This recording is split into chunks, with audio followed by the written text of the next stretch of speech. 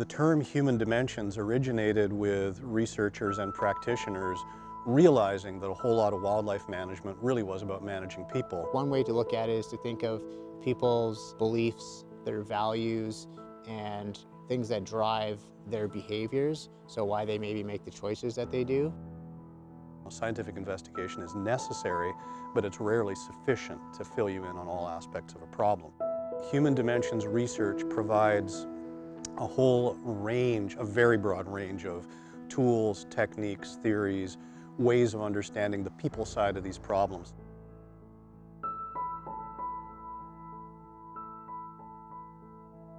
I actually think most people do care. I think people care a lot, but they don't always necessarily understand how to behave properly.